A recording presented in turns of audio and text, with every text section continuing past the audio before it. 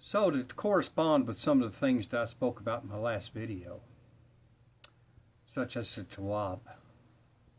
He who commits a minor sin is deprived of the tawab. He would have deserved had he abstained from it. Also, every sinful act has some evil repercussion or the other. So it happens that one who repeatedly commits minor sins slowly becomes susceptible to the greater ones. On the other hand, he who refrains from such acts becomes the recipient of Allah subhanahu wa ta'ala's blessings. Besides, he who avoids greater sins has his minor sins spontaneously forgiven. Thus, one who persists in minor sins will be doubly unfortunate. He will not derive the tawab that is reserved for avoiding these sins. And secondly, he will be disqualified from Allah subhanahu wa ta'ala's forgiveness for these sins. This idea has been presented in the following tradition from the Masum alayhi salam. May Allah forgive the sins of the sinners. These people have surely been deprived of the tawab of good deeds. It is necessary to refer to the holy Ahlul Bayt alayhi salam.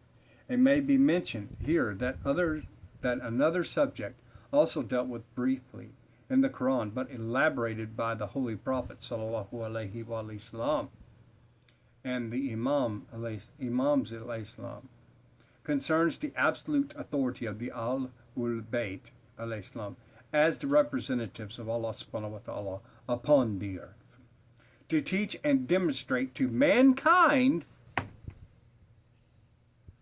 the law of Allah subhanahu wa ta'ala about the right and the wrong. Allah, the Almighty Himself, says, "And we have revealed to you the reminder that you may make clear to men what has been revealed to them, and that haply they may reflect." Surah An-Nahl, ayat number 44, which is Surah 16.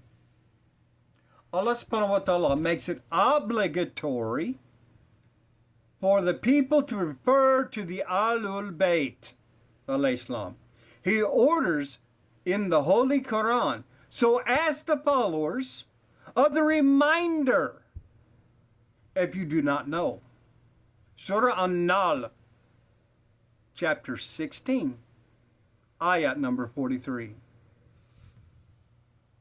How the Ahlul Bayt alayhi salam are the people of remembrance, known as the Ahlul Dhikr. Numerous traditions have reached us which explicitly state that the Ahlul Dhikr mentioned in the Quran are the holy Ahlul Bayt alayhi salam. One such tradition is the statement of Imam Ar-Ridha alayhi salam in the court of Ma'mun. We are Ahlul Dhikr. Sunni scholars present at the meeting objected to this statement and maintained that Ahlul Dhikr in the Quran means the Christian and the Jews, and Dhikr refers to the Injil, Bible, and the Torah. Imam Ar-Ridha alayhi salam replied, "Glory be to Allah! How is it possible? How could Allah command the Muslims to refer to the Christians and the Jewish scholars? If we refer to them, they will consider their religion to be true, one, and better than Islam, and will invite us to their point of view. Will you accept this invitation?" No. Ma'mun interjected, "Can you support your claim with the Quranic proof?" The Imam said, "Yes, Dhikr means the Holy Prophet, and we are his people, Al. To prove my point, I quoted the following ayat. Surah At-Talaq, Surah 65, Ayat 10 and 11. All those who believe, Allah has indeed revealed to you a reminder, zikr, an apostle who recites to you the clear communications of Allah. Shahristani, a Sunni scholar, has reported that Imam Jafar al-Sadiq al-Islam and Hazrat Ali al-Islam said, "We are the people of remembrance, al-ul-dhikr." Another argument is that since Allah subhanahu wa ta'ala has mentioned only in a brief many of the important subjects in the Quran, we must have appointed a point of reference for the guidance of the people, which would provide a detailed explanation to the subject. And this reference point is undoubtedly the progeny of Muhammad, Ali Muhammad, in whom Allah subhanahu wa ta'ala has reposed his knowledge and his secrets not known to any of his other creatures.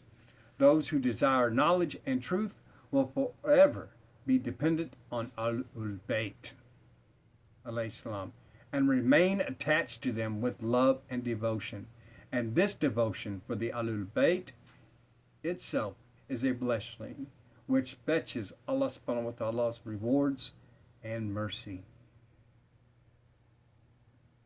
From the traditions of the pure Imams, alayhi salam, it is clear that they are not in favor of mentioning the exact number of greater sins, nor do they describe in detail the greater sins, although time and time again they do indicate the method of determining whether an act is a greater sin or not is exemplified by the already quoted tradition by Imam al-Sadiq alayhi salam.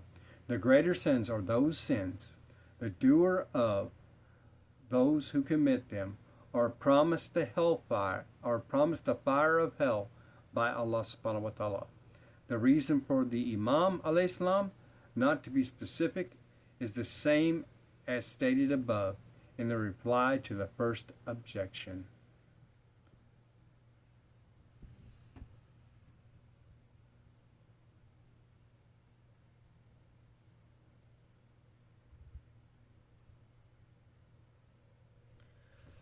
So, as I just read to you, and even gave you the location of the evidence, Allah subhanahu wa ta'ala has made it incumbent and mandatory upon you to follow the Ahlul Bayt.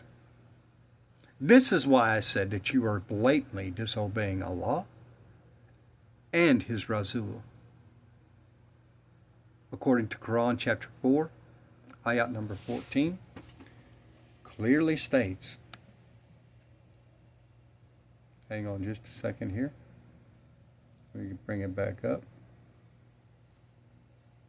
It says, A'udhu billahi minash shaitanir rajim, Bismillahir Rahmanir Rahim, wa man yasi sil laha wa razulullah wa yata'ada hududahu yudkilhu naran khalidan fiha wallahu adhabun muhinun.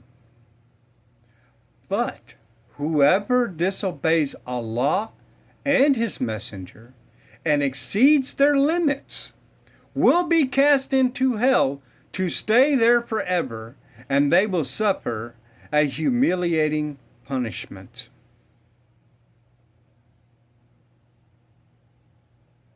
Allah subhanahu wa ta'ala says, go to the people of the dhikr, which is the Ahlul Bayt.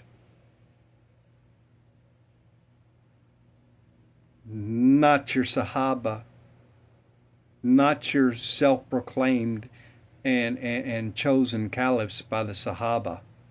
Doesn't work that way. That's where you're nullifying your Shahada.